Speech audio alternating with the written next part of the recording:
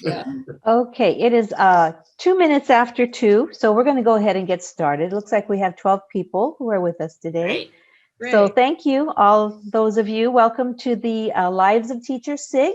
I'm Dr. Sylvia Kane. I am the Director of Graduate Education at Vanguard University, and I and Leslie Young, who she'll introduce herself in a little bit, we are the co-chairs for the Lives of Teachers SIG. So who's doing the slides? Is that Sherry? Can you go to the next slide? So we're going to have a wonderful presentation today with Dr. Sherry Tarver-Baring, but she's going to talk to you in a little bit. But before we go onto her presentation, let's go ahead and have you share.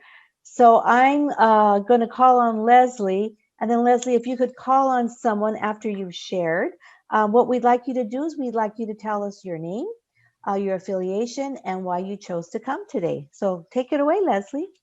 Hello, everybody. My name is Leslie Young. I'm with Chapman University, and I am the co-chair of the Lives of Teachers SIG, and I always so look forward to our SIG and meeting all of you, or re-meeting all of you. I just want to mention the SIG contact list is on the link that's there. I'm going to put the link also in the chat momentarily. If you could just open it up and either update your information or add yourself to the list, we'd greatly appreciate it, because we always send out information about the upcoming SIG, so you'd have that ahead of time. Okay, and I'm going to call on Becky. I am Becky Spady, and I am a professor at Vanguard University. And I'm here, I always attend the Lives of Teachers SIG, and so I'm looking forward to what you have to share today. And I will call on Jennifer Jagerson.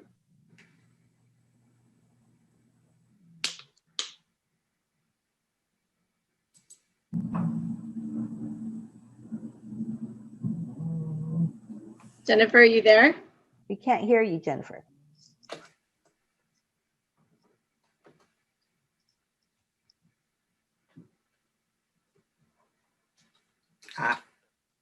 She's trying to talk, but it's not coming through. I can see her trying to talk. Jennifer, I'll call on somebody else. Maybe you can fix it. I'll call on Carrie Birmingham. Hi everyone, I'm Carrie Birmingham and I work at Pepperdine University, and I've been coming to Lives of Teachers SIG for ages too, and I enjoy it. And I feel kind of sad I don't have a box lunch to eat right now. I hope to enjoy the session. Oh, and I call on Ida Randall. Hello, everyone. My name is Ida Randall. I'm here to represent my Associate Dean, Lori Pulaski, today from National University. So I'll call on Alan Jones. Hi, I'm Alan Jones. I'm the Executive Secretary of the California Council on Teacher Education. And I also run a small publishing company where we publish a couple of journals and so on. And you want to know why I'm here today? Because I'm trying to go to all 29 of these things over the next week and a half. But no, I enjoy the Lives of Teachers group too. It's always been a good one. And I need to call on somebody else. Who else we've got here? I'll call on Tamara Anderson. Hi, how is everybody today? My name is Tamara Anderson. I'm from Alliant International University in San Diego, and I am the clinical practice director and the assistant program director of teacher education. And I came here today because I'm still fairly new. This is my first conference that I've attended with the organization. And I want to know if everybody else's lives have been a little bit crazy, and if anyone else has wine delivered to their house. Just me. Wait, Tamara, we were going to try to have wine delivered to each of the attendees, but because we did have RSVPs ahead of time, that was impossible today. Okay, I'm not too sure. Has Dr. Kane gone? She did go. Did Lori go? Not yet. Thanks. Hi, I'm Lori Hansen. I'm from Cal State Fullerton. And I recently became Alan's assistant. So I'm the assistant executive secretary for CCTE. And I'm here to learn more and to get to know everybody. And I'm excited to be here. So thank you for including me. And I will pick Virginia Kennedy, please. Thanks, Lori. Hi, everybody. Virginia Kennedy. I'm at Cal State University Northridge, the Department of Special Education. And I'm here today in this group for a couple of reasons. One is that it's been a long time since I've been able to come to this SIG, but this virtual distributed format that we have this time means that I can go to as many SIGs as I can fit in. So I'm very happy to be, because I think it's always very, very interesting what you've been talking about. Secondly, and very importantly, it's because Sherry is your presenter, and she is the Dean of the College of Education at Cal State Northridge. So I'm here to support her.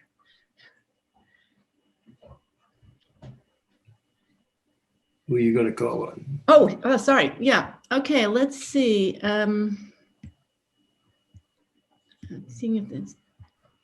I don't think we've heard from Carrie Wall yet. Yeah, I think Sherry's the only one who hasn't been called on. Or Carrie. Carrie Wall? No, Sherry Tarver Baring, your speaker. Right. But have we heard from Carrie Wall yet? Oh, I'm sorry. Yeah. Did we hear from Carrie Wall? No. Oh, okay. Okay, Carrie Wall, please. Hello, good afternoon, everyone. I'm Carrie Wall, and I'm the program director of our undergraduate pathway at Pepperdine University. So I'm the other Carrie's colleague. And I'm here because I'm really passionate about the holistic preparation of teacher candidates, body, mind, soul, socio-emotional, all of that. And certainly during this COVID season, we need to attend to all parts of the self. And so I always appreciate the emphasis of this particular SIG on the lives. We all have individual personal lives and professional lives. And so I appreciate the focus of this SIG. Okay, thank you. Thank you to each and every one of you. And I think, Leslie, you are going to introduce Sherry now, and we're going to get started. I'm on. Okay. First of all, we're really pleased and honored to have Sherry join us today. I personally met Sherry last year at the Lives of Teachers SIG when she spoke about what I found to be a very interesting and most likely beneficial program at Cal State Northridge. And so Sylvia and I then asked her to present today. Sherry Tarver Baring is the Dean of the Michael D. Eisner College of Education at Cal State Northridge. And she is particularly interested on self-care for ourselves and those whom we serve in our K-12 communities, especially as we face these challenging times of COVID-19 and anti-Black racism in America. She believes that despite these stressors, we know that we must find the resources to ensure safety, well-being, and meaningful engagement in our virtual world of education. Sherry today will present the SUN self-care program that is in its 7th year at Cal State Northridge. So I'm very pleased to present to you Sherry Tarver Baring. Thank you. Thank you very much, Leslie and Sylvia, for inviting me back this year to share a little about our program and also talk about the bigger world that we're in right now and why it's so important for us to engage in self-care.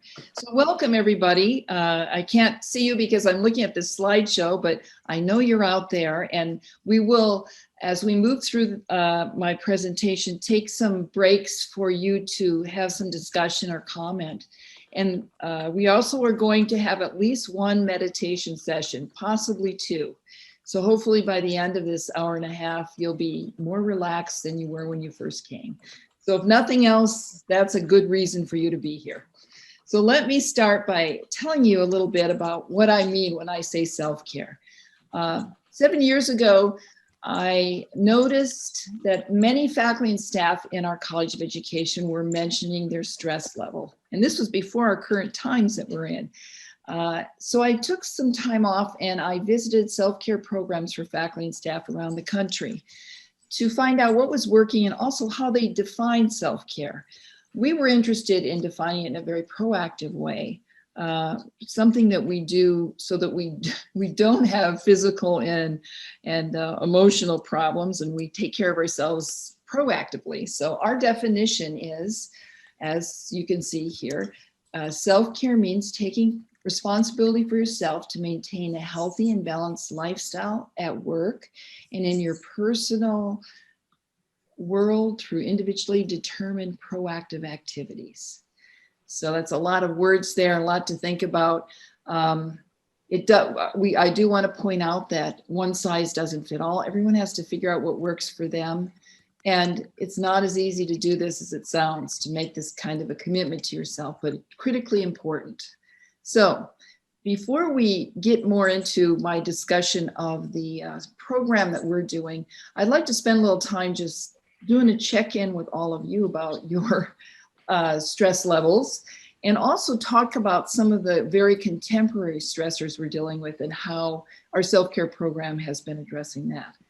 So let's start with, first of all, just talking about, you know, what reasons do we have to be stressed right now?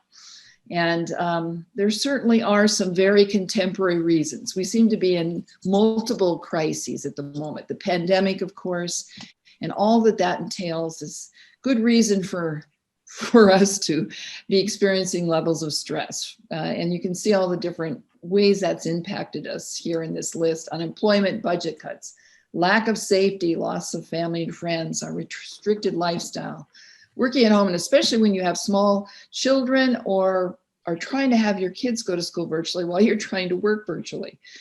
Virtual challenges with technology, getting ready to move back to on-site school placements, and for those of us who are working in colleges of education, overseeing the safety protocols and PPE and the worries for safety of our students and the students in the schools.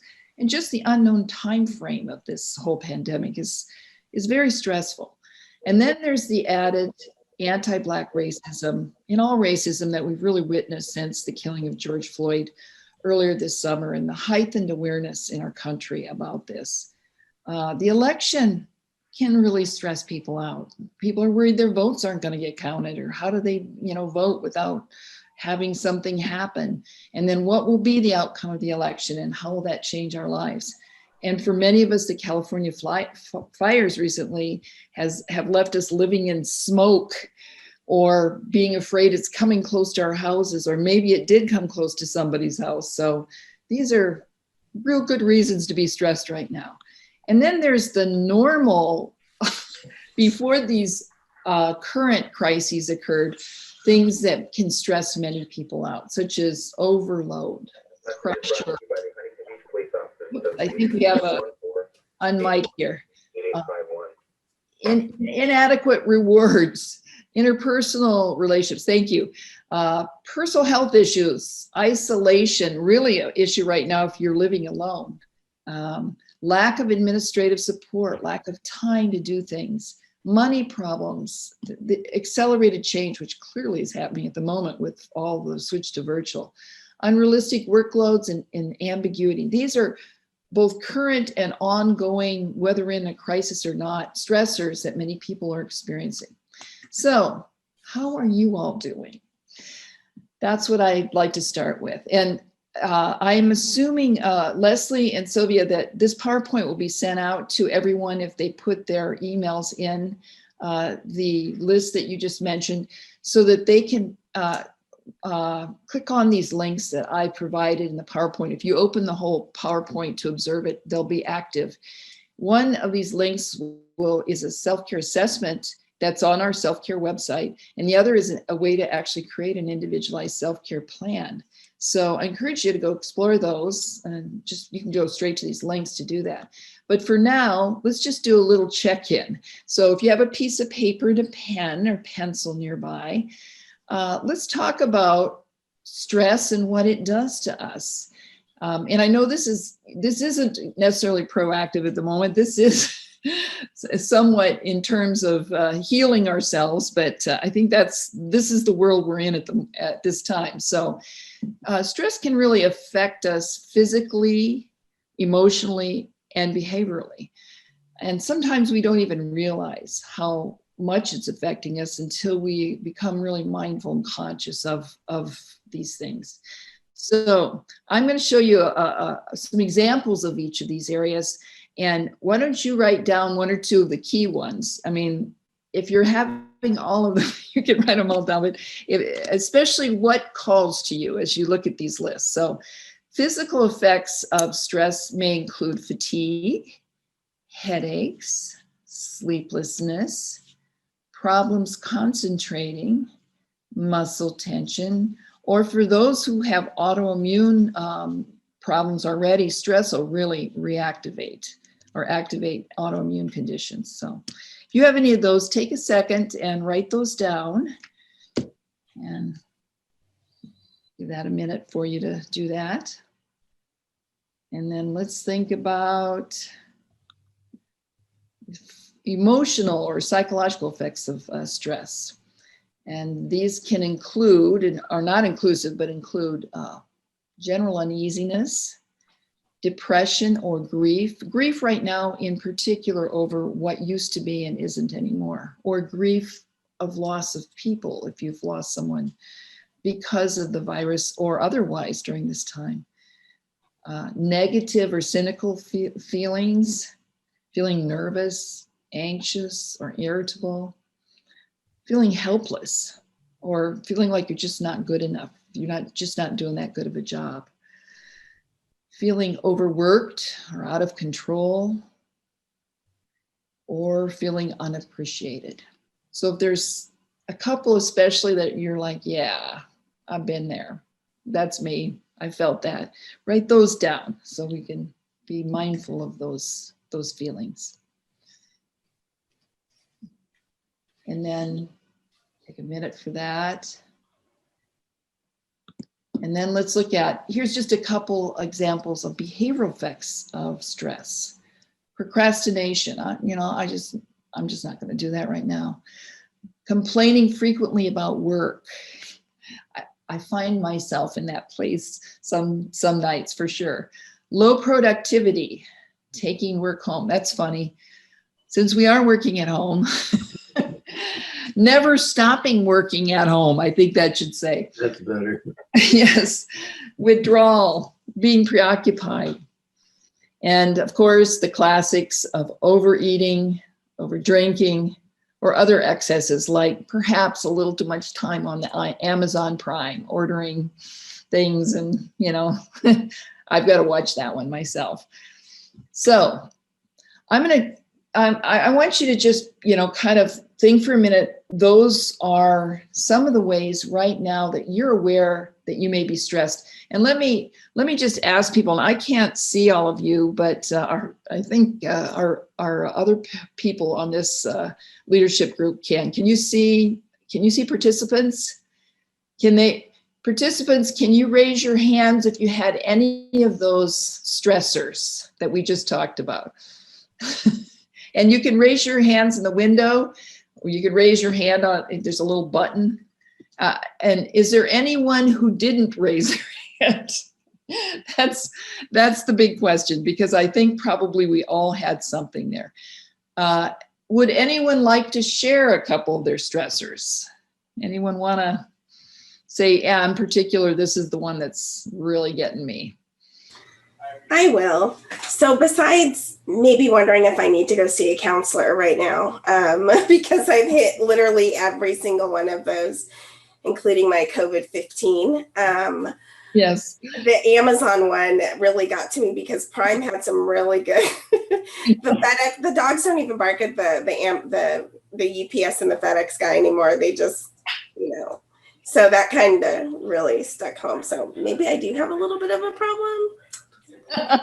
Well, let's just call that a normal reaction under stressful conditions that it's good to be mindful of. And then once mindful, you can make some changes. Who was just speaking? Because I can't see, I can only see. Oh, I'm sorry. This is Tamara. Hi, Tamara. Okay. Say your name if you before you talk, please, and then I can know who's talking.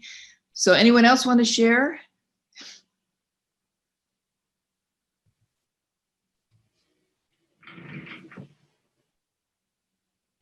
Oh, Virginia, I see you talking, but you're muted. There you go. That's the way I see myself talking and not hearing it either. So, problems concentrating. So like that, just losing, the train of thought that I have to unmute myself. Yeah, definitely. Yeah, I can relate. Thank you for sharing that. Mm-hmm. Jennifer, I can see some people with hands up now. Jennifer, did you want to share something and unmute? There you go. Oh, we still can't hear you. Put it in the chat. Can you write what you in the chat, and then maybe Leslie or Sylvia can read it to me. Absolutely. All right. Anyone else want to share? I can share. I would say general uneasiness. And I think a lot of that, well, part of it is I have an unemployed spouse because of COVID, but also because of the election. I'm in I live in a town that's highly polarized by the election. And I'm also working on the local congressional campaign. And, it's hard, even with neighbors sometimes, I just like people to remain civil, and that doesn't always happen. So I'll be glad when all the votes are counted. I think it'll bring some sense of peace either way for people. Yeah, I agree. All right. Is there anyone else I can't say? Let's see. So if there's anyone. I'll go. And what's your name? I think one of the big stressors right now within all this, and ironically so, is just Zoom in itself. Zoom has been one of the larger stressors of my life. With the pandemic, it's just everything, whether it's homeschooling the kids, then it's meetings, and then it's teaching, and then so you have Zoom from one area being a teacher in a sense with our kids, and then another with meetings, and then I'm a professor, so that I'm using Zoom as well, and just making sure that you're on top of everything. And with Zoom, it's like, did I miss the Zoom? Did I get the Zoom? Am I on? It's just all these different things that are just constant beacons of anxiety in a sense that causes stress. And I see it on my students' faces all the time. They're Zooming to teach, and then they're Zooming for class. I guess Zoom is the right word for it, because you feel like you're running all over the place, Zooming from one place to the other. So. Yes, I think we can relate. Well, let me, I'm sorry if I didn't get to everyone, but let me address that in a minute. But first, let me cover a couple of very timely articles and resources related to the stressors that we're having currently in the context we're in right now in our world. So first of all, here's a great article, and you can read it when you click on the link after this is sent out, called Surge Capacity Depletion. And that's a fancy word for what happens when we're just trying to deal with stressful situations and maintain. And then there's just a point where we can't sustain that anymore. And that could be, fortunately the election should be over, but you know how that could probably drag out for a while.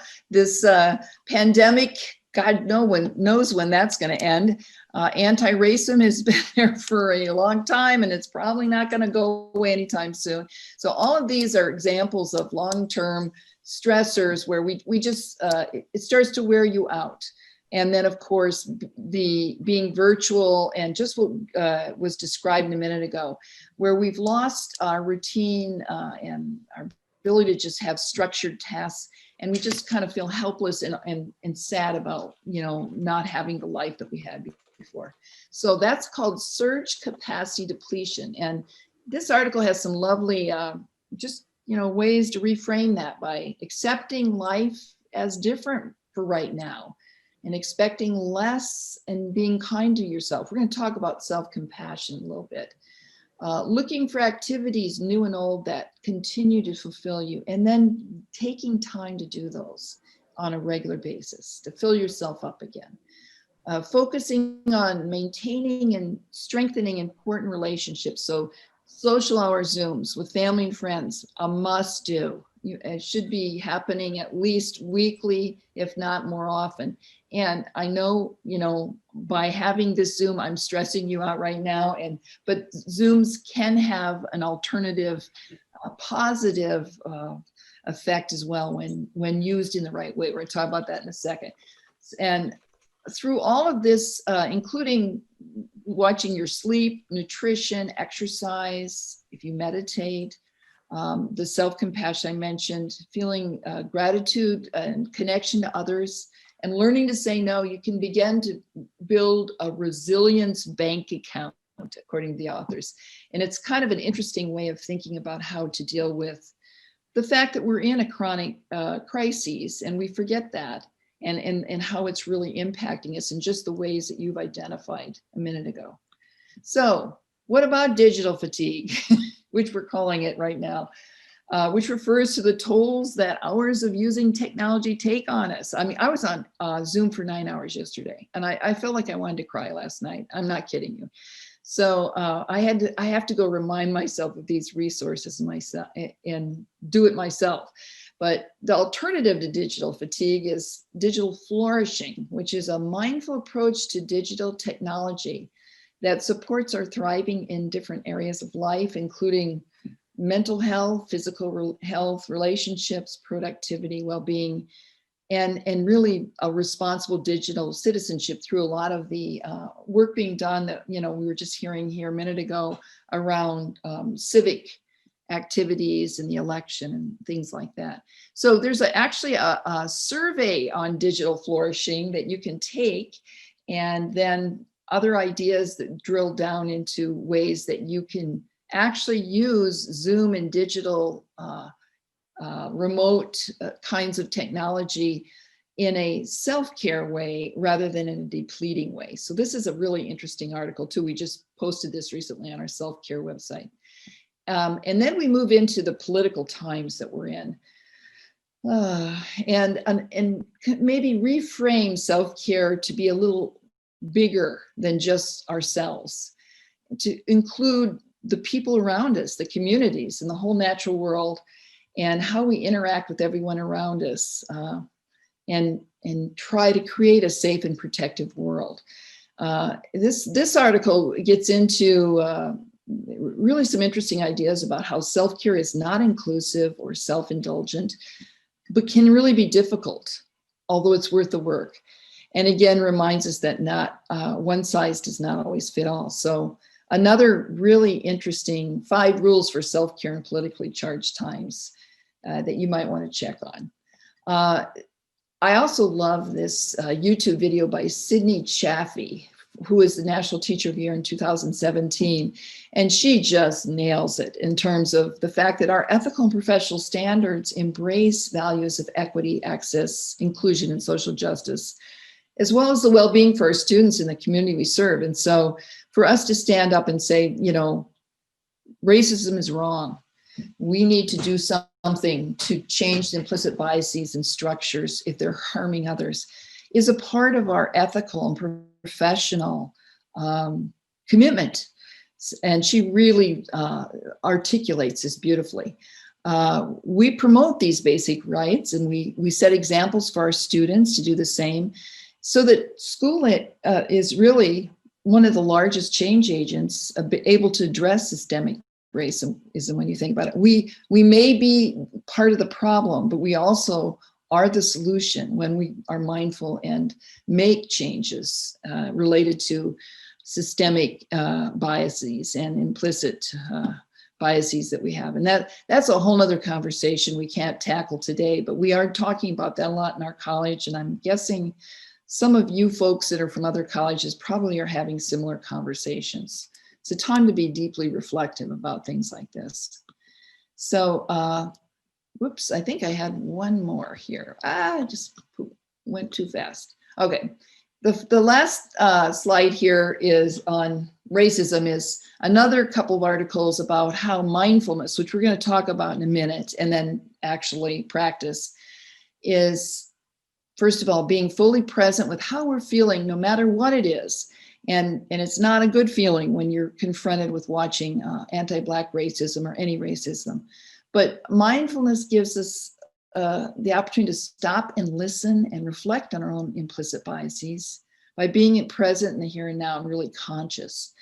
And then having those difficult conversations in order to make lasting change that needs to happen right now. So these are a couple other articles that relate to self-care and anti-racism, and in particular mindfulness, which is sort of the main self-care activity that I'm going to focus on with you today. So any comments, or anyone want to react to any of those current movements in self-care during this very contemporary time that we're facing in our world? Anyone want to make any comments at this point? I'd like to make a comment, Sherry.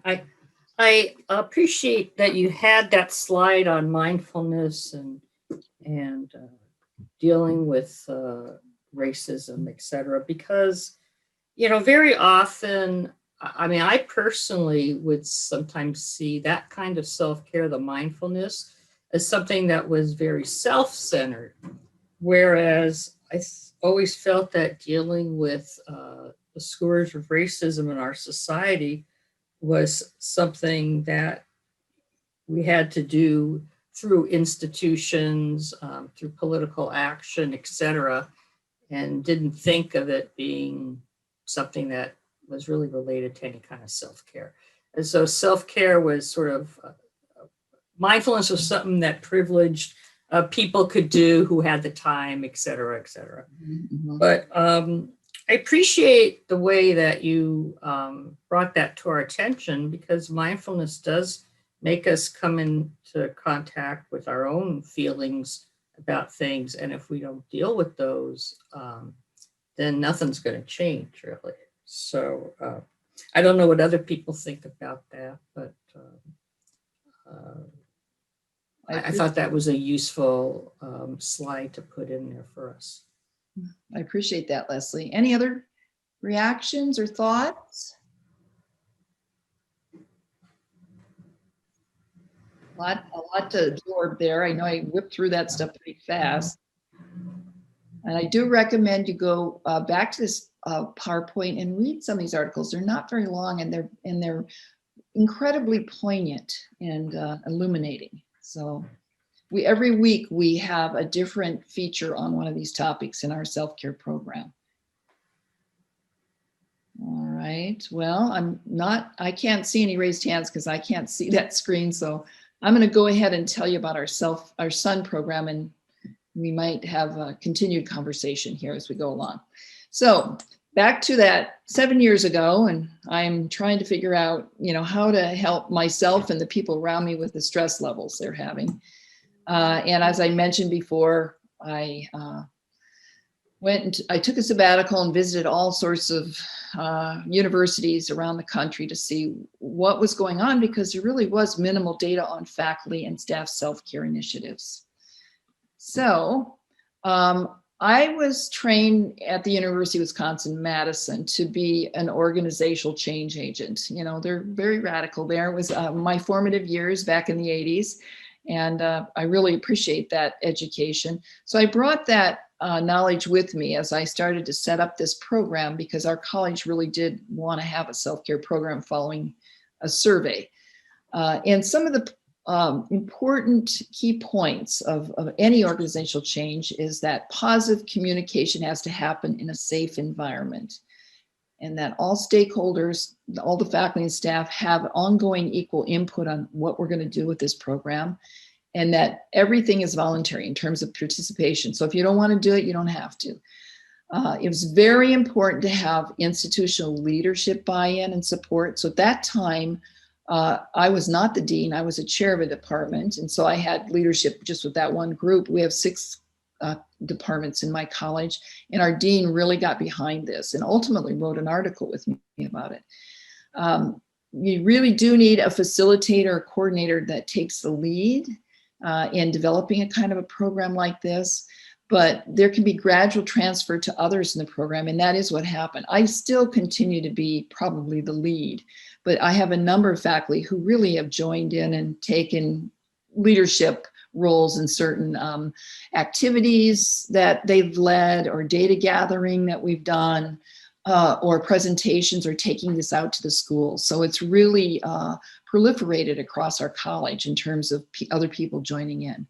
And it's important whenever we make an organizational change or develop a program to have ongoing evaluation and reflection and revision to make sure that, you know, it's working, and then make adjustments accordingly. So we did that.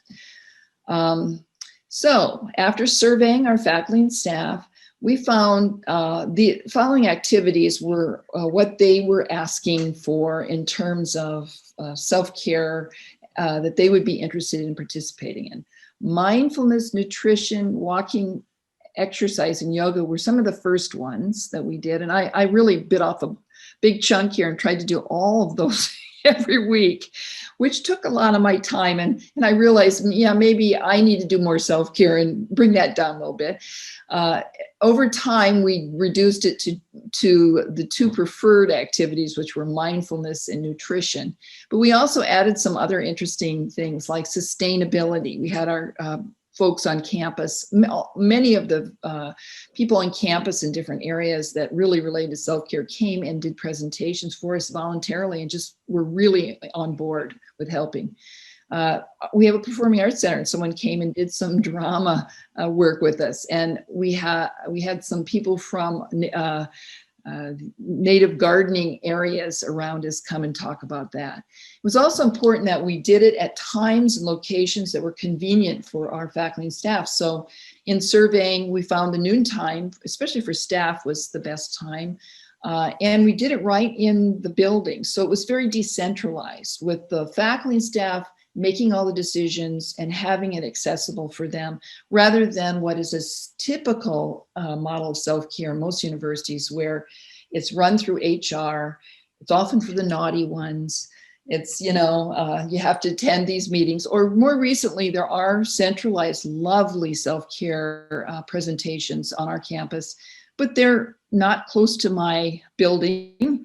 They're not at great times for many of my folks, and they're not chosen by my faculty and staff. So when you do it, when you build it with the folks that you want to participate in it, they will come. And that's what we found.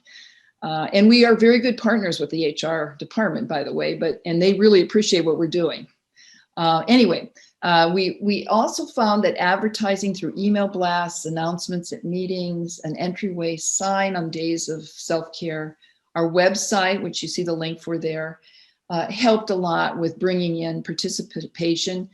And then all the way through this, we stopped doing it after about 4 years, but we were surveying, doing interviews, observations, we still look at our website hits, which weekly are about 150, and we only have 55 faculty in our college, and about maybe 40 staff. So there are other people now in the college, as well as students, that are looking at this clearly. In the other colleges in our campus are looking at it.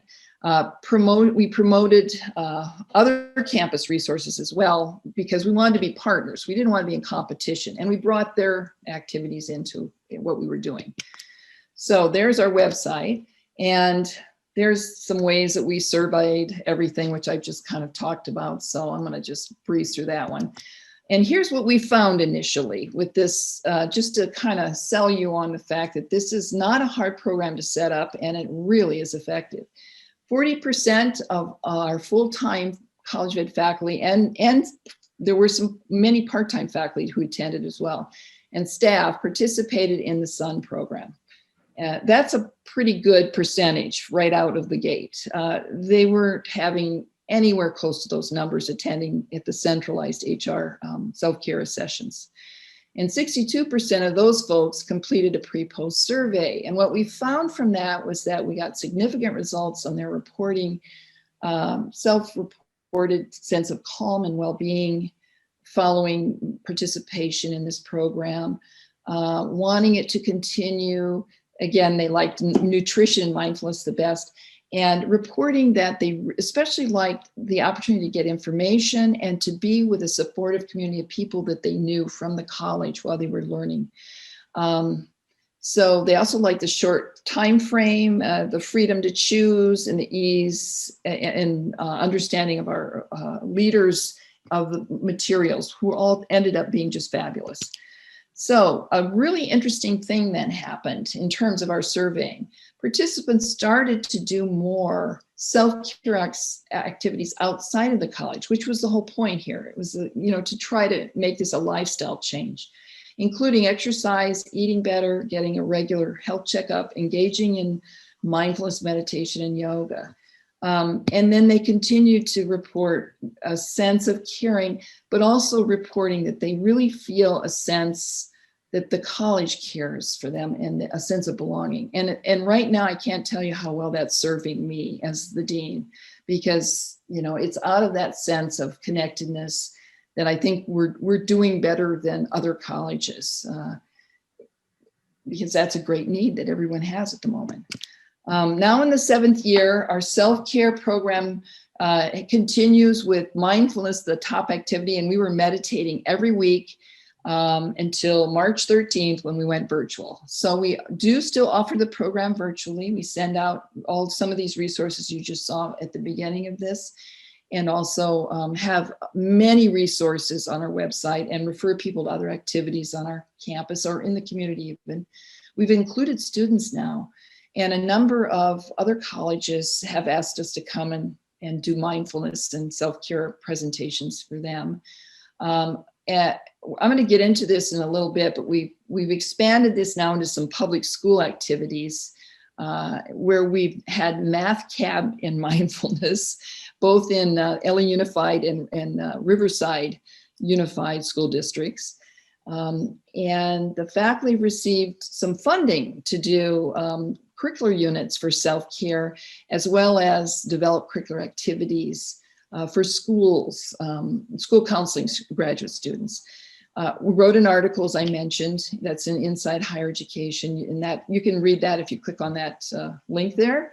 And we've also been featured in the CTC PSD online news. So that's our program. So any questions about the program itself? And then before I start to really tell you about mindfulness, and then we're going to do some meditation. Anybody have any questions or comments or anything you'd like to share at this point? No, it's a quiet group. Maybe the stress level isn't as bad as I thought. I don't know if I really need to do this. Everybody's either that or you've all gone really mellow on me already. Yeah, I could comment a minute. Sherry, I'm thinking, having been a public school teacher for 27 years, we really could have used this at school sites and things like that. We didn't have any of that, and teachers, just generally burn out. So I think it's really wonderful to see how your program operates and how effective it's been. So Thank you. Terrific. Yeah. I've loved running this program, facilitating it really, because I'm doing it with a lot of other people, and participating in it. It's of course had benefits for me too. So, and we have heard, interestingly, I'll talk about some of our school programs in a little bit, that the teachers who volunteer to be leaders of some of the mindful math camps that we have in the summer come from all areas, not just math, and they report themselves benefits from practicing mindfulness with the kids. They also are getting more relaxed and less stressed. So you're exactly right. This is something, it is starting to show up more in schools, and it should have been there all along, because more than ever, we need to be aware of our social and emotional well-being under the stressors around us. So here's an article on what is mindfulness, and it breaks out all these points here. The real important thing about mindfulness, which is a practice that you then can meditate with, is that it's just really about being present in this moment without judgment. If your mind wanders away to think about, oh my God, I've got to go buy those groceries, I forgot to pick up that medicine, my kid's driving me nuts, and then you bring it back to right now, and you don't judge yourself, and you just stay in the present moment, which is not easy to do, but the more that this is practiced in terms of staying right here, non-judgmentally, the harder it is to be stressed out. And so we'll talk about why that is here in just a minute.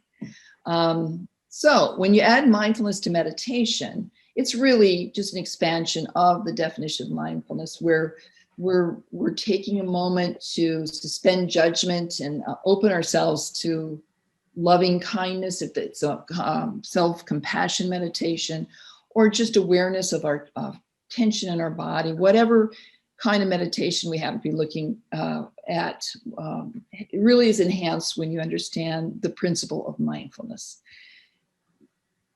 Let's see here. Okay, so whoops. So the reason that we don't want to be stressed is because there really are physiological things going on that are not good for us when we're stressed. We have a shutdown of some essential systems and things that are both related to our ability to have immunity or think clearly or problem solve. As we're stressed out. And instead, we have this physical and psychological reaction that typically lasts about 20 minutes when we're under extreme stress. We haven't just had a reaction. But if you're under some sort of physical or psychological stress like we are right now, it can go on for days. And that is not a healthy thing to have going on, as we just described all the different ways that we can be impacted. So, in opposite to stress, and this is why mindfulness and meditation is so wonderful, there's a physiological response when we start to relax that turns back on our non-emergency body functions through the prefrontal cortex. And we begin to self-regulate again. We begin to think clearly, we begin to calm ourselves down. And there's all sorts of research that shows that by doing this regularly, it's possible to not only control our stress responses in the first place, so that you kind of take a beat when you're in the moment thinking and there's something going on that could really trigger stress. You stay in a mindful moment and just kind of think for a minute, well, now what's going on right now, and it gives you opportunity to make choices in how you're going to react. But also you can regulate your stress responses, but mindfulness can reduce physical and as well as emotional problems if it's practiced regularly. So real good reasons for doing it. Here's some other benefits, and because I don't want to take up all of our time, I'm going to send those out to you. But again, more wonderful benefits both physically and psychologically to a mindful practice that has research behind it. And there's all the researchers that you can read about. So there's different types of mindful meditation. And you may have heard of some of these. One is singing bowls.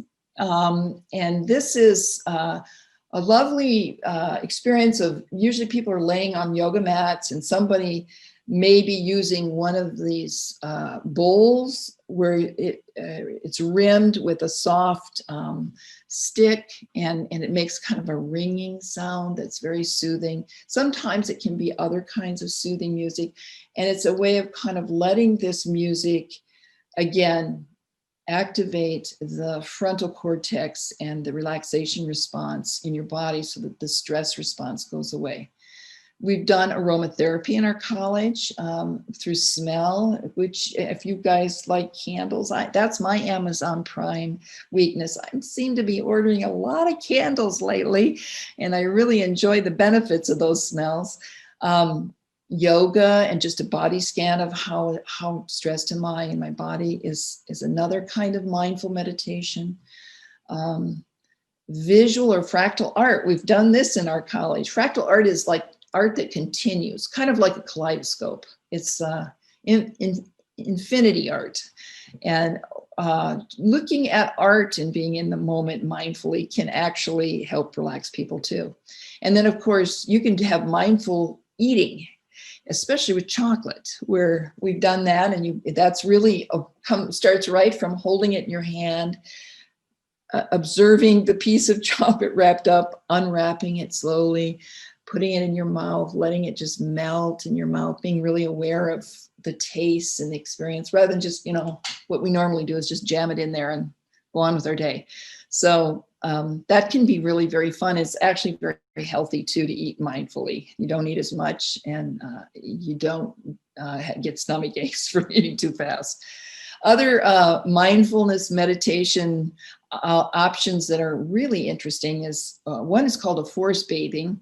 This comes from Japan, and it's starting to become very popular in the United States. You don't take your clothes off in the forest. That's not what it is, although it sounds like it. Forest bathing is going into a beautiful wooded area and observing with all your senses the beauty, natural beauty of the earth. So you would listen to the beautiful sounds of the forest or wherever you're at. You would visualize the beauty around you with your eyes. You would might feel the bark. People actually will lay down in the grass or the leaves. And then at the end of forest bathing, because it is from Japan, often there's a tea ceremony that honors the forest and your experience that you gave yourself by forest bathing. So it's you actually can sign up to do these things. Like in Santa Barbara, they have these at the botanical gardens and other places like that. And then compassion meditation is something I mentioned earlier, a lovely variation of mindfulness meditation in which Christian Neff out of the University of Arizona has published a lot of articles on this. And I actually went to a training with her. And this is really self-compassion. So being aware of the fact that you may be hurting or stressed or sad, and just being able to identify that happening in yourself, and then recognizing that all of humanity has these experiences, that it isn't only you, that everybody goes through these feelings. And then finally giving yourself loving kindness or some sort of compassion, whether it's an enjoyable activity to counteract how you're feeling, some time with people that really make you feel good, even just a self-hug as an alternative to, just suffering without really taking care of yourself while that's happening. So it's a very interesting kind of meditation right now. So basically, again, the basics of mindful practice is just setting aside time, observing the present just as it is, just letting your judgments roll by. If you have a thought, you just let it run in and out of your head and just let it go. Don't judge yourself, and then just observe the present. So before we do a mindful practice, does anybody have questions about mindfulness or any of the kinds of meditation using mindfulness that I just discussed? Anybody, or maybe you'd like to share your experiences if you've done any of these things.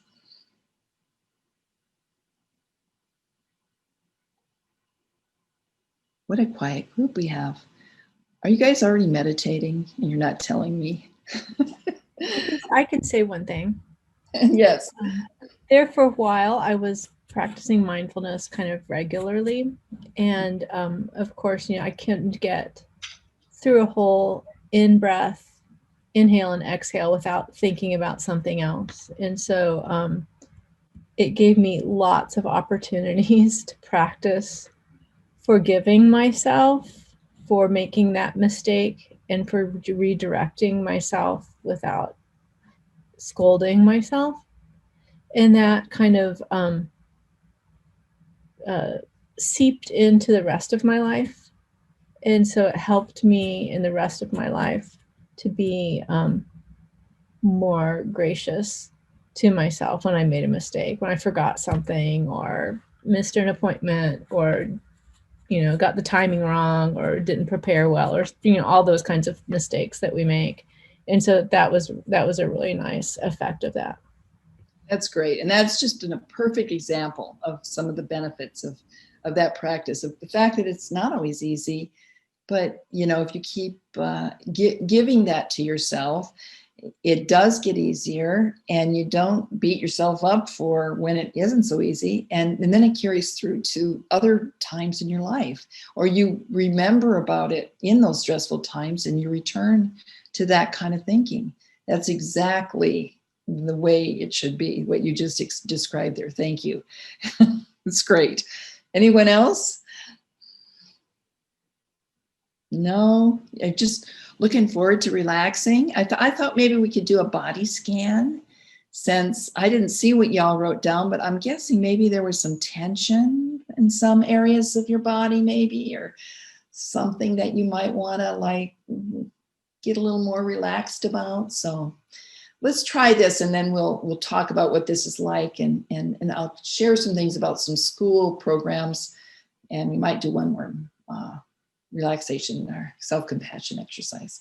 So again, remember, just try to stay in the moment and listen to my voice, and be aware of your body, but don't judge yourself. If you start thinking of other things, just come on back, welcome yourself back, and just enjoy listening to my voice. So I can't see all of you, but I recommend you turn your cameras off now, and keep on, keep listening to my voice, and find a comfortable place to sit.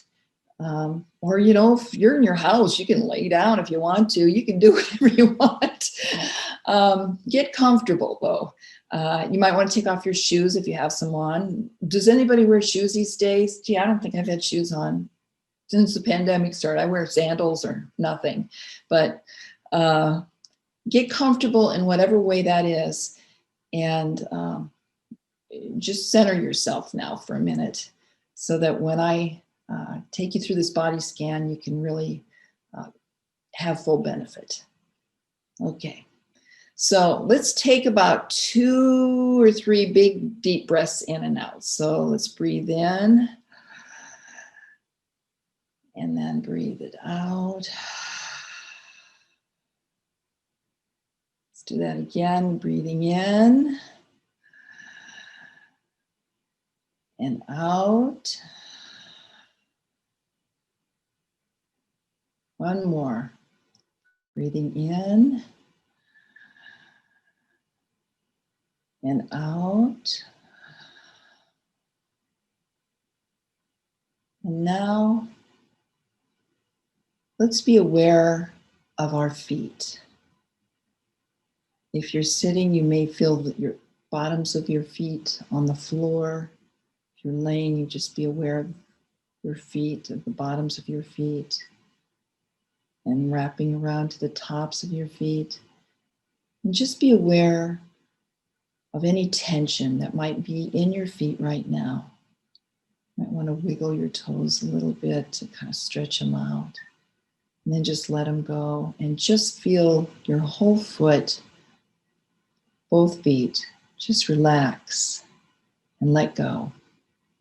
And all the tension just pours out the bottom of your foot, out into the floor or the air around you. Moving up a little further around your ankle now. Feel your ankles. Is there tension there? Be present and mindful of what's going on right in that part of your body. If there's any tension, just let it flow right down through your feet and out. You're going to move up, slowly up your lower legs, your calves. You may feel some tension in those calves now, in your legs, or legs.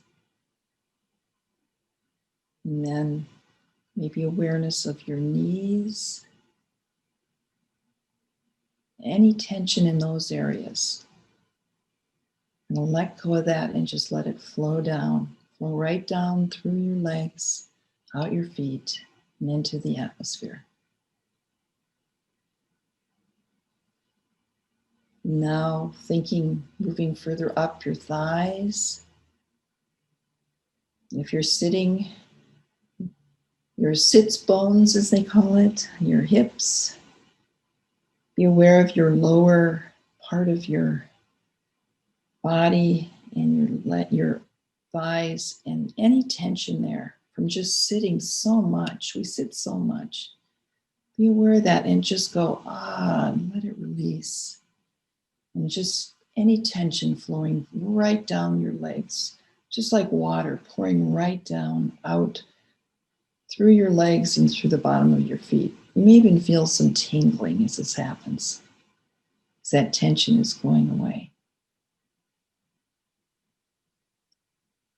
Now we're going to concentrate on our lower back. Oh boy, is there tension there. That's the place where a lot of tension is held anytime, but especially with lots of sitting. Just let your lower back spread open now. Feel it just release. Feel the tension just run down into the chair or the floor, wherever you're at, and flow out. And then moving up through to the middle of your back and scanning for any tension there. Right up below your shoulder blades. Oh, boy, that's a place of tension. Feel that area release now. Just feel it all let go. And just flow right down your back and into the chair or the floor.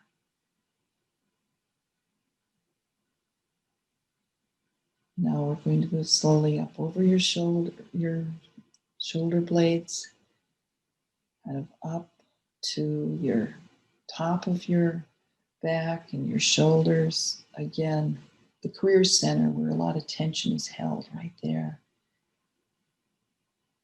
Feel your shoulders just drop and relax and release.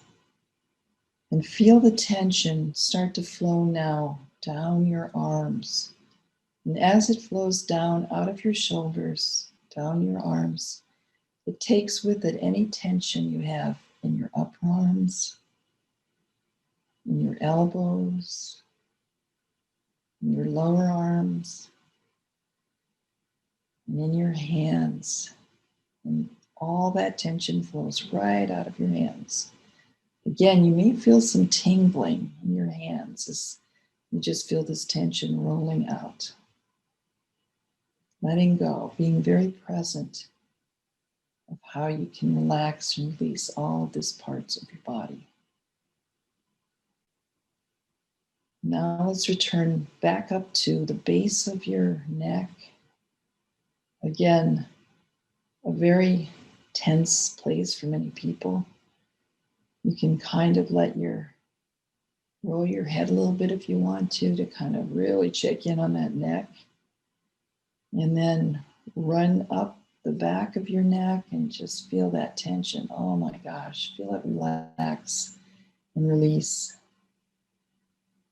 Feel it rolling up through your lower part of your head, up through the middle back of your head, and right out of the top of your head. All that tension is just going to shoot right up out into the atmosphere and away from your body. And then move down across your forehead. Let your forehead relax and release now. Just feel it drop. Feel your eyebrows just relax and your eyes just drop back in your sockets. Feel your temples where a lot of tension can hang out. Just go, relax and release. Up around your ears, relax that. And down through your cheeks, around your mouth, and let your whole jaw just drop down.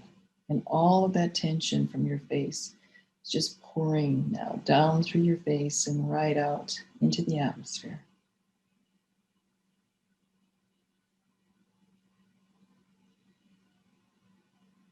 So take a minute here. Do a quick check-in with your entire body. Is there any place that's still holding tension? Go back there now. In a mindful way, be present and non-judgmental, and see if you can release a little more and let go.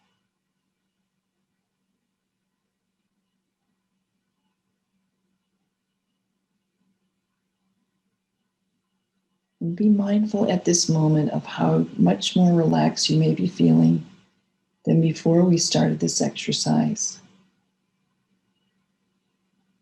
Be aware that this is a place you can return to whenever you want, again and again, in your own mindful meditation practice. You can give this to yourself. And thank yourself for giving it to you today.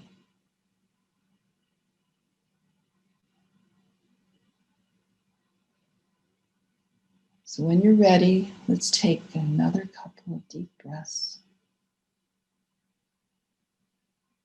In and out, and releasing any last tension as you breathe out. In and out. And one last time. In and out.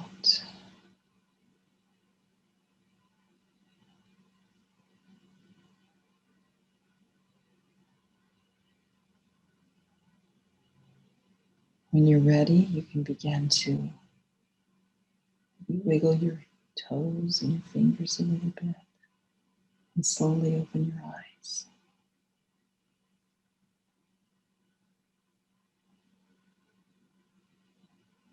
And when you're ready to rejoin us and turn your camera back on, you can do that too. Take your time.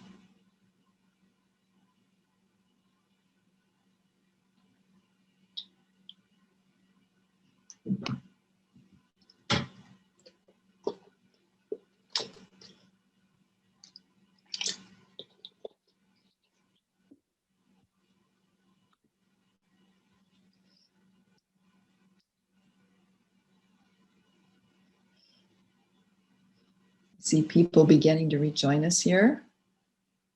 So would anyone like to share what that was like, what you experienced?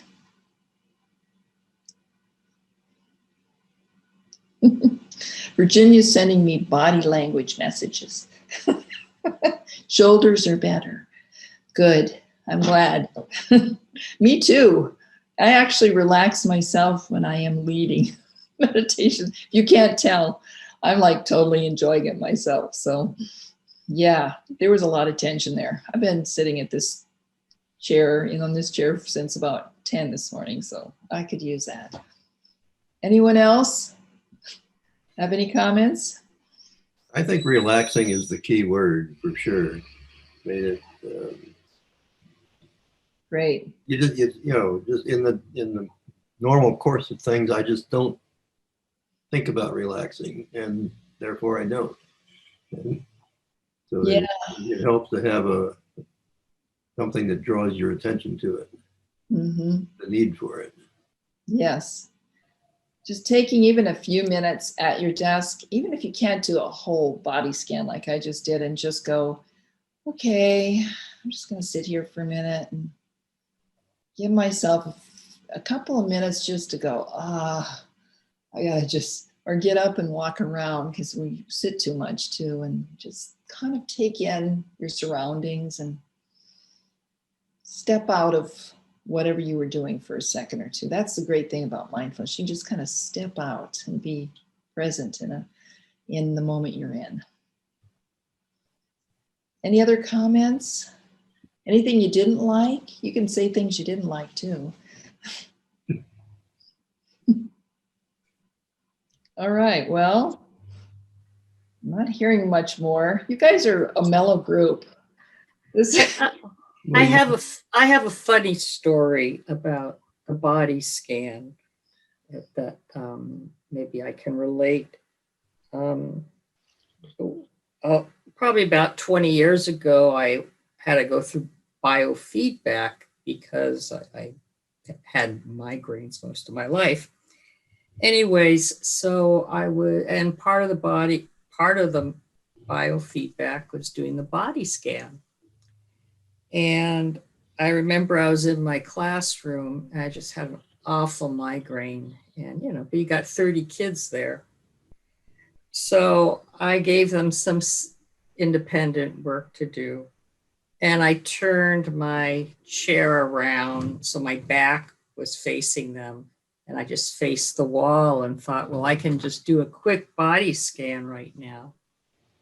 And I could hear the kids, talking and stuff. And then this one girl, the class yelled, "Shut up, everybody. Ms. Young is trying to do her meditation." Oh, that's great. That was really relaxing. Well intended, if not exactly the thing you needed at the moment. At least she was on your side. I know. It was a thought that counted. Yeah. Oh, that's great. Okay. Well, I'm going to tell you a little about these programs that we're trying to expand into the schools. I'm actually in a capital campaign on our campus right now. And my dream is to have a socio-emotional center that would not only expand our work in our college, but also take it out into the schools for the teachers and the kids, like we've done in a couple cases that we'll talk about here. So I mentioned the Northridge Academy High School, which is on our campus, but is an LAUSD high school, has entered its 5th year of a Mindset Math summer camp. Voluntarily, kids can either go to the regular summer camp or this camp. It's won an award for an exemplary school-university partnership. And the data that Kat Gaspard, who runs this camp, has collected has shown significant decreases in 9th grade D's and F's kids going into 9th grade, and then what their grades were following participation in the camp. But they also increased in their pro-social behaviors, which was an added benefit we didn't expect, and yay, that works, because 9th graders. So there's Kat's email, and she would be happy to talk to any of you if you want to help find out more about this math camp, or another mindfulness curriculum that she's trying to launch in all of LAUSD as broadly as she can, which involves specifically mindfulness with students. 14 sessions that are 25 minutes in length for teachers to use, along with a teacher guidebook that goes into detail for each session. And there's professional development with this that includes a review of how to use the materials, along with the first few lessons, and a video for small that tells some of the kids talking about how they really enjoyed mindfulness. At Northridge Academy, they now have this homeroom where then somebody comes on the loudspeaker, and I understand right now every day they have a short meditation during that homeroom loudspeaker time. So that's kind of great. And here's some of the 14. It's hard to read, so when you get this sent to you, you can see it. These are what the 14 topics are that she does in her mindfulness program that she's now trying to take out to the schools. She's also worked in Riverside Unified with another one of our faculty, Pete Goldschmidt, expanding mindfulness there. So they've done a lot of work in the public school areas. and it's been very well received. That was before the pandemic, by the way. A lot of this was happening. Now it's, essential. So here are a bunch of great resources. They are actually listed on our self-care website under articles and information, but I pulled some of them out here for us to really share with folks that are teachers and students in schools, as well as some of them are for our graduates and our credential students, as great tips for how to engage in self-care at this time. So here's one: self-care for back to school by labeling emotions and being active and taking time for you. Back to school in a pandemic, tips for mental health. Self-care for college students, learning how to prioritize. No kidding. A quiz for all of us to help determine how strong our work-life balance is. That's a good one. And self-care tips for children, teachers, and parents. And also the last one on this page is a huge list of articles and videos and activities, a wonderful resource for us to share with teachers. So we're giving this to our faculty, who are then sharing it with the student teachers and counselors, who are then taking it out into the classrooms and sharing it with the teachers in the classrooms and engaging in some of these activities with the students. That's kind of the trickle down way that we're trying to roll out this self-care program. Here's another list of even more stuff. And towards the end of this, it gets into some self-care related to anti-Black racism and racial battle fatigue, which happens to people of diverse backgrounds who end up carrying the load in terms of being mentors to other students who are diverse, and then that just burns everybody out. And how we all need to be allies and involved with this. The last one link here is written by one of our own faculty, Wendy Morosky, and it's a great article on strategies for families to stay sane while safe at home. So I encourage you to look at that one too. And then the last thing here are just a few of the many wonderful apps that are for your phone on self-care. We've listed a bunch of them on our website, but here's a few. That Insight Timer is for meditation. MyFitnessPal, you probably all have heard of that one. It's for weight loss or managing weight. Pacer for seeing how far you walked. Less these days for me when I'm sitting in a chair all day. Sleep Pillow helps you fall asleep at night with some nice sounds. And Sleep Cycle tells you how well you're sleeping. And then Headspace is another meditation one. And then finally, our other references that we used for some of our self-care. So that's it. And so just wondering if anyone would like to have any discussion here at the end, or another measure, but it's your turn to let me know what you'd like to do next. There's a video that I've seen many times because I show it to my students, called a middle school in San Francisco, and people brought a mindfulness program to the middle school. And it's a documentary, so it features, I think, 4 or 5 students in the middle school and their families and what they're like and such. And one thing that my students notice in this video is, first they notice that, wow, it's fantastic that school brought this to the kids. And then the next thing they notice is that one of the teachers that's featured in the video is probably like adding stress to the kids that the mindfulness needs to take away. And so, and I know, Sherry, this is not like what you're saying at all, but like when we bring mindfulness to people that we're responsible for, like students or children, we also need to think about like, what are we doing to help their lives be manageable?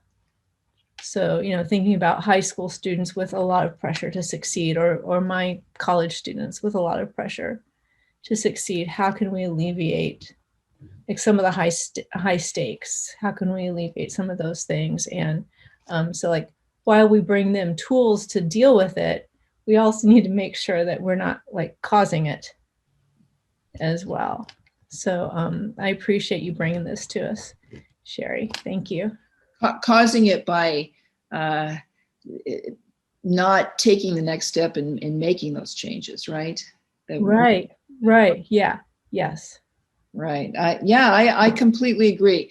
This is not going to fix everything, but I feel that self-care and the mindfulness practice in particular is a way to get woke.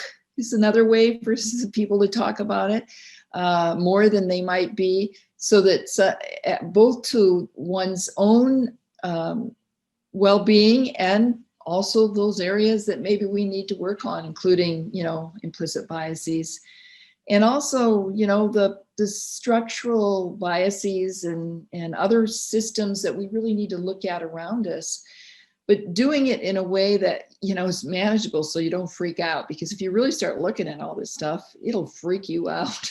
It's just like, oh my God, there's so many things wrong in the world right now. And there really are.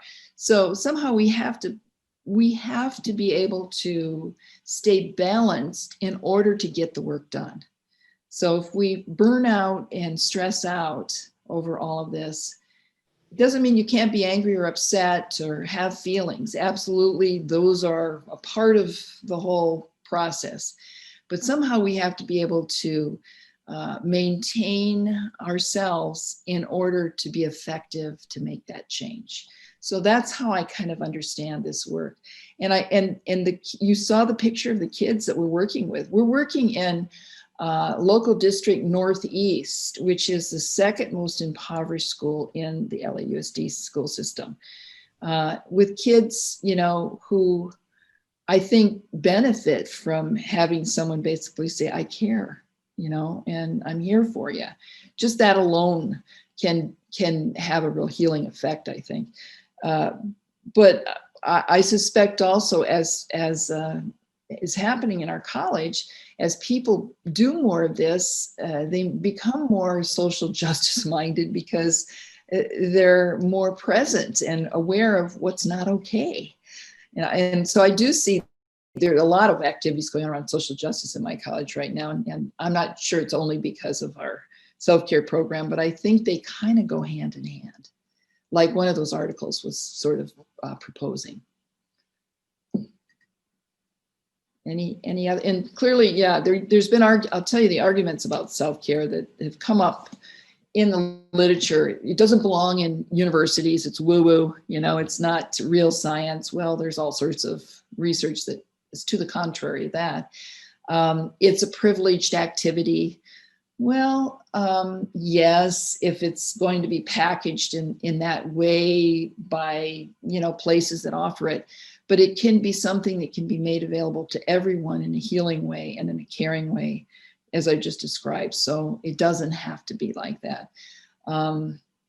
It's a way to, here's my favorite one. It's a way to mind melt people so that the administration can take advantage of you because you're so relaxed.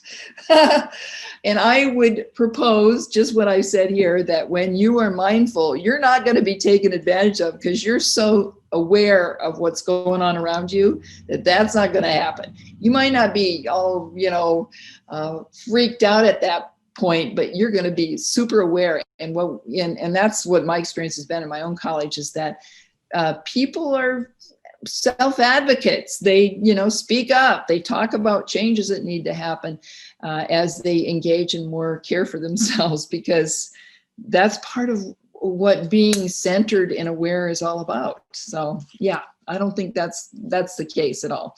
As much as I try to, Virginia, totally mind melt you, it's just not working. Not going to happen. No. I don't, not with my college.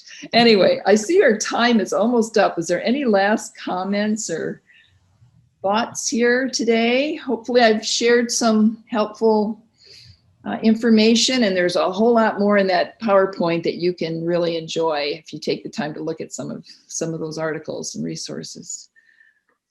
This is Tamara. I just wanted to say thank you.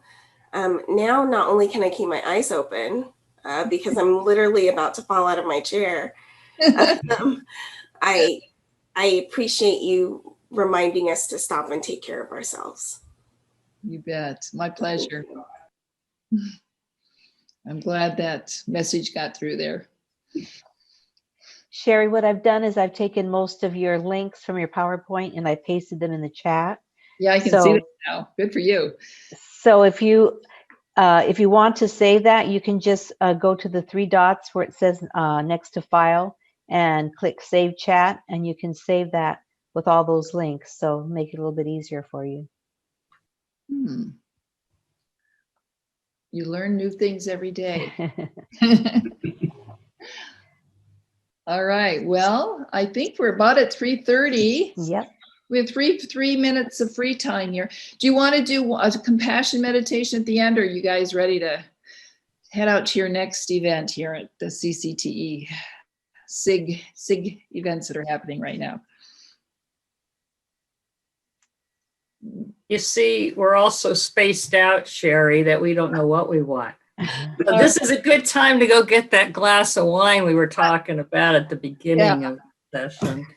I think you should all go get a glass of wine. And really, self-compassion is only about, giving to yourself permission to be the way the meditation leader says, now think about yourself and be able to think about how you want to give yourself peace, you want to give yourself joy, you want to be healthy, you want to be happy, and you want to give yourself loving kindness. And so you just kind of repeat that, and then another part of the session you can send it out to the world around you too. So that's the kind of session that a self-care meditation session's like. So hey, what's not to love that? So I wish you all peace, health, happiness, and loving kindness. Namaste, Sherry. Can we thank Sherry? Yes. Round of applause for a wonderful presentation. Thank you so much for all your hard work over at Northridge and for sharing all of that with us. Really wonderful. We'll be sending out to everyone here a copy of the PowerPoint as well as the recording from today. Thank you. Thank you, everybody. It's great to meet you all. Have a great rest of the day. Practice self-care. Okay. Thank you, Sherry. Thank you. Bye-bye. Thank you, everyone, for coming. Thank you. Thanks, Leslie and Sylvia. Bye. Great. Bye-bye.